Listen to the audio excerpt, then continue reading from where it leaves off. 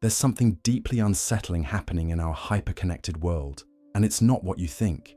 We've been sold the lie that being emotionally available 24/7 makes us better people, more loving partners, more valuable friends. But what if I told you that this constant emotional accessibility is actually a sophisticated form of self-destruction?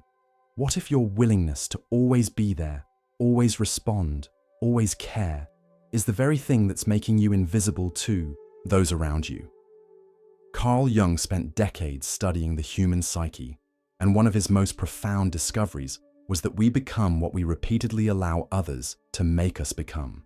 Every time you rush to comfort someone who hasn't earned it, every time you explain yourself to people who've already made up their minds, every time you make yourself smaller to fit into someone else's emotional landscape, you're not being kind.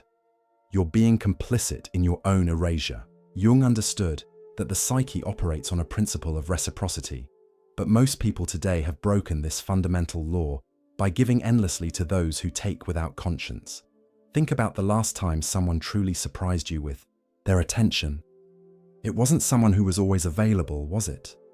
It was someone whose presence felt earned, whose words carried weight, because they weren't scattered carelessly into every conversation. There's a reason why the people who command the most respect are often the ones who speak the least, who show up selectively, who make their emotions a privilege rather than a public utility. They understand something that Jung called the economics of the soul. That emotional energy, like any finite resource, becomes worthless when it's freely distributed without discrimination. But here's where it gets darker. Your hyper-availability isn't just making you less valuable to others. It's creating a psychological dependency that's almost impossible to break. When you train people to expect immediate responses, constant emotional labor, and unlimited access to your inner world, you create what Jung would recognize as a neurotic symbiosis. They become addicted to your energy, and you become addicted to being needed. It's a cycle that feeds on itself, growing stronger with every text you answer within seconds, every crisis you solve that wasn't yours to solve, every time you sacrifice your peace for someone else's convenience. The most tragic part is that you've been taught to see this as virtue. Society has convinced you that setting boundaries is selfish, that protecting your energy is cold, that requiring effort from others before giving your own is somehow cruel. But Jung saw through this manipulation. He understood that a person who gives everything to everyone actually gives nothing to anyone, because what is freely given is rarely valued. When you make yourself constantly available, you don't become more important in people's lives. You become background noise, emotional wallpaper that they notice only when it's removed. What's happening in your relationships right now is a perfect reflection of this principle. The people who text you at all hours expect immediate responses because you've trained them to expect it. The friends who dump their emotional chaos on you without reciprocation do so because you've shown them that your emotional bandwidth has no boundaries.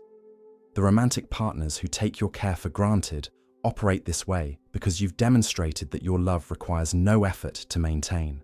You created these dynamics through your own choices, and that's actually the most hopeful thing I can tell you, because what you created, you can also destroy. Jung believed that every psychological pattern, no matter how destructive, serves a purpose in the psyche. Your hyperavailability serves a purpose too. It protects you from the fear of abandonment, the terror of being alone, the anxiety of not being needed. But it's a protection that costs you everything you're trying to protect. By making yourself indispensable, you become disposable. By making your love cheap, you make it worthless. By making your presence constant, you make it invisible.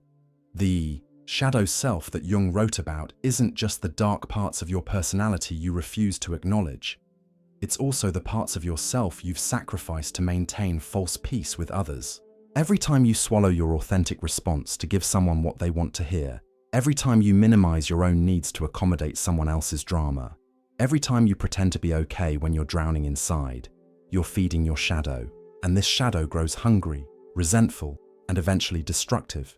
Not because you're a bad person, but because you've been systematically abandoning yourself for so long that your psyche has no choice but to rebel.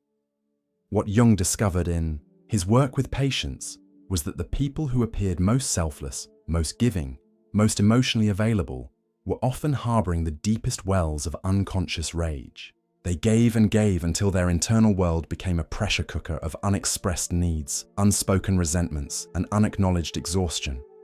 The more they sacrificed themselves for others, the more their shadow self grew in power, until, eventually, it would explode in ways that seemed to come from nowhere. The kind, always available person would suddenly become cold, cutting, brutal, not because they were revealing their true nature, but because they had pushed their authentic self so far underground that it had transformed into something unrecognizable. This is the psychological trap of emotional hyperavailability that nobody talks about. It's not sustainable, and it's not actually kind.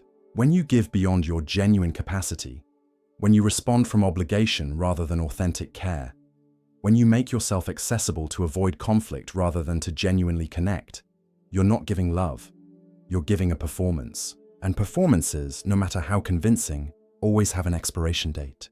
Jung saw this pattern over and over. The person who gives everything eventually gives nothing because they've given away so much of themselves that there's no authentic self left to give from.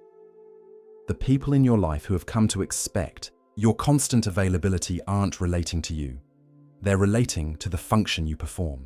They don't love your boundaries because you've never shown them any. They don't respect your needs because you've never made them visible. They don't value your time because you've never demonstrated that it has value. This isn't their fault. It's a dynamic you've co-created by teaching them that you exist primarily to serve their emotional needs, while your own remain invisible even to yourself. But here's what Jung understood that most people miss. The moment you begin to withdraw this false availability, the moment you start honoring your own emotional reality, the moment you refuse to be the solution to problems you didn't create, something remarkable happens. The people who truly care about you will adjust and respect your boundaries. They'll be surprised, maybe even initially resistant, but they'll adapt because their connection with you is based on something real. The people who react with anger, manipulation, guilt trips, or abandonment when you set boundaries are revealing that they were never interested in you as a person, only in you as a function. This revelation is simultaneously liberating and terrifying. It means that some of your relationships are going to die when you stop enabling them. It means that some people will reveal themselves to be emotional vampires who are only in your life to feed off your energy. It means that your social circle might shrink dramatically when you stop being the person who says yes to everything, shows up for everyone, and sacrifices your own well-being for the comfort of others. Right now, pause this video and think about someone in your life who only contacts you when they need something.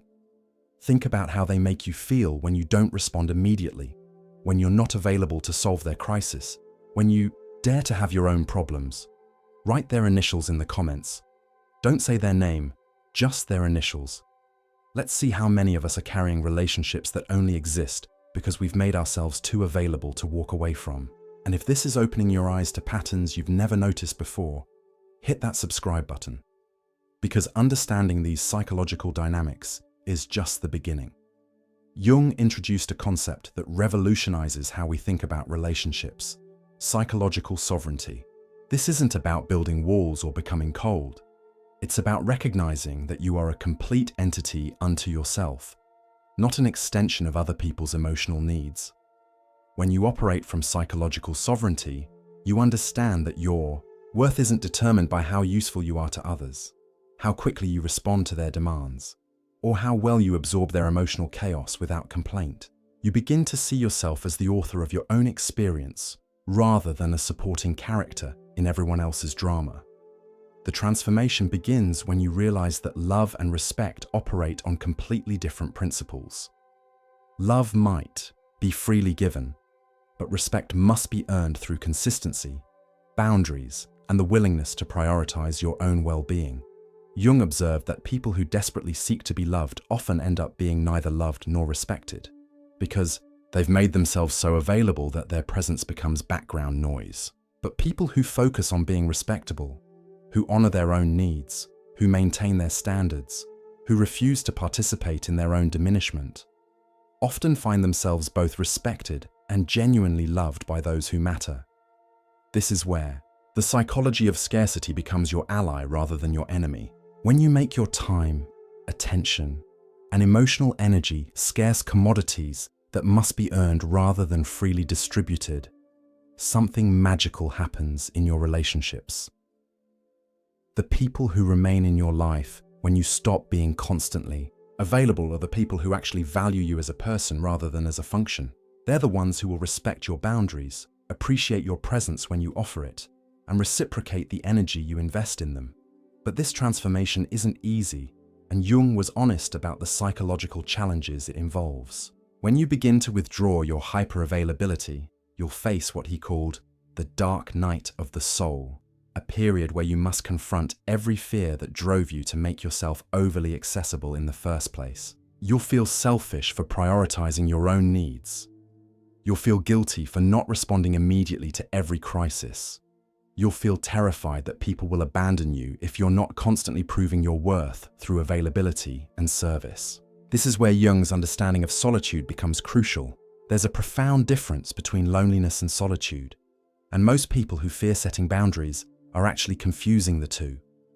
Loneliness is the feeling of being disconnected from yourself and others, which ironically is exactly what happens when you make yourself constantly available to people who don't truly see you. Solitude, on the other hand, is the conscious choice to spend time with yourself, to reconnect with your own thoughts, feelings, and desires without the constant input and demands of others. Jung discovered that people who could tolerate solitude, who could sit comfortably with themselves without needing constant external validation, developed what he called psychological density. They became more interesting, more magnetic, more valuable to others precisely because they weren't desperately seeking connection.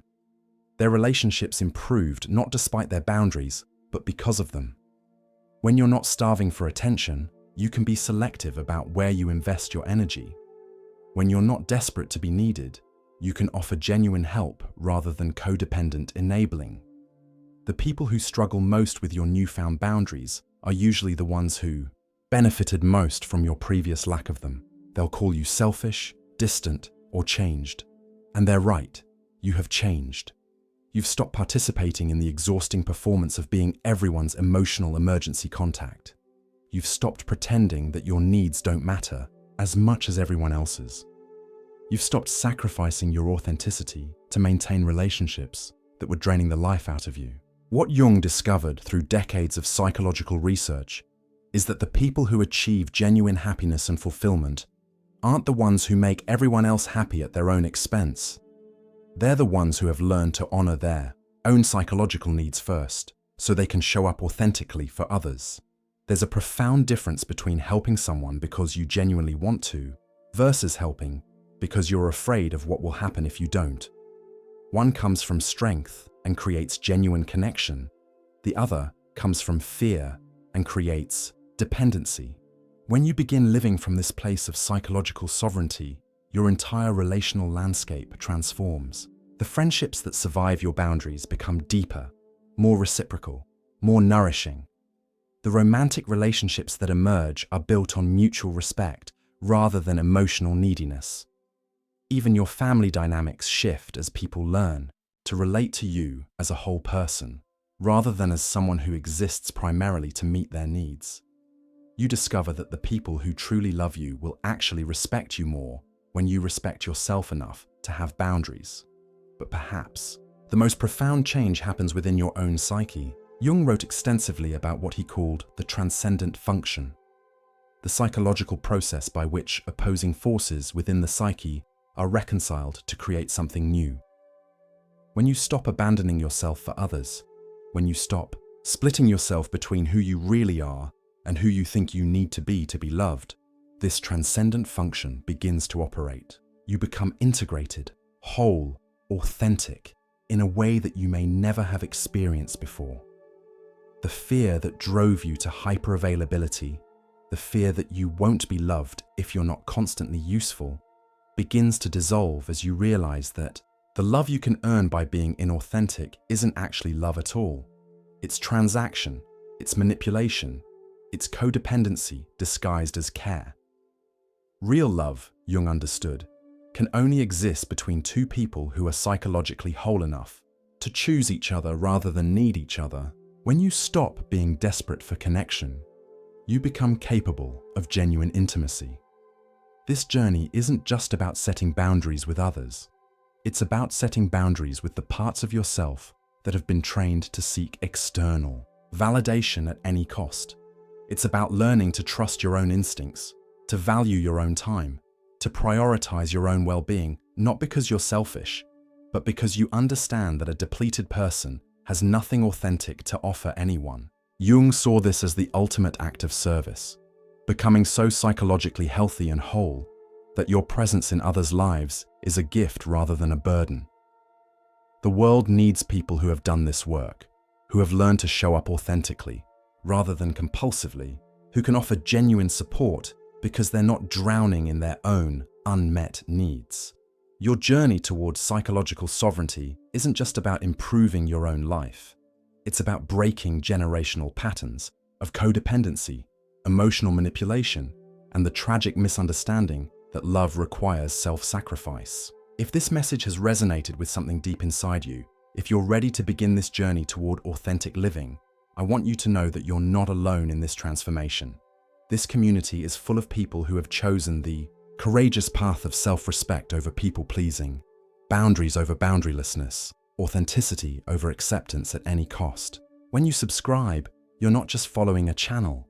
You're joining a movement of people who understand that the most loving thing you can do for the world is to become psychologically whole yourself.